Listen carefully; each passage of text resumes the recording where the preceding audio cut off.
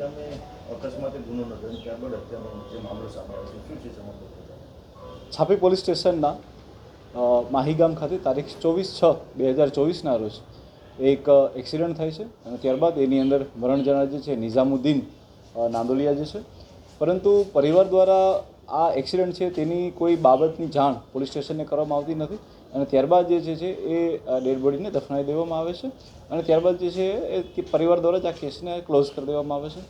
પરંતુ આ બાબતની જાણ જે છે એ ધીરે ધીરે પોલીસને જાણ થતાં અને ગ્રામજનોએ બી આવી અને રજૂઆત કરતાં તારીખ 20/7/2024ના રોજ છાપી પોલીસ સ્ટેશન દ્વારા એડી આની અંદર દાખલ કરવામાં આવે છે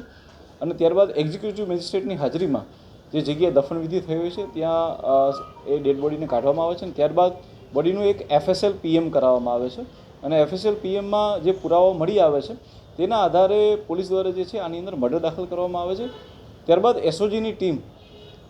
ટીમની અંદર બી 2-3 અલગ અલગ ટીમો પાડી અને કન્ટિન્યુઅસ આની અંદર હ્યુમન સોર્સિસથી અને ત્યારબાદ ટેકનિકલ સોર્સિસ સાયબર દ્વારા બી ઊંડાણપૂર્વકની તપાસ કરવામાં આવે છે, જેની અંદર લોકલ પોલીસ બી ખૂબ ઊંડાણપૂર્વકની કામગીરી કરે છે અને ત્યારબાદ આ આખો બનાવ જે છે એ કોઈ એક્સિડન્ટ નહીં પરંતુ એક મર્ડરનો હતો. ત્યારબાદ એ બાબતો ખુલ્લી પડે છે. આ મર્ડરની બાબતમાં જો આપને જાણ કરવામાં આવે તો જે મરણ જનાર છે નિઝામુદ્દીન, તેમના જે સગા ભાઈ એટલે કે અલ્તાફભાઈ હનીફભાઈ નાંદોલિયા અને તેમના 2 ભાગિયા એટલે કે સલમાન બલોચ અને રહીમ બલોચ દ્વારા આ હત્યા કરવામાં આવી હતી. હત્યાનું જે કારણ અને જે મોટિવ છે એ જે અલ્તાફ હનીફભાઈ નાંદોલિયા છે તે તેમના ભાભી સાથે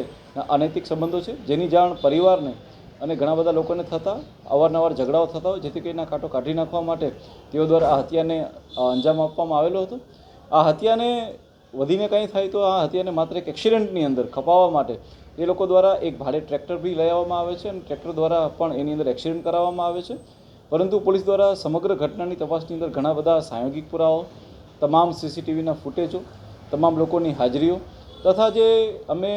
FSL પોસ્ટમોર્ટમ કરાવેલું છે તેનો રિપોર્ટ અને ત્યારબાદ બીજા બધા પુરાવાને લઈ અને પોલીસે ખૂબ મજબૂત રીતે આની તપાસ કરી અને હાલની અંદર તમામ 3 આરોપીને પકડી પાડવામાં આવ્યા છે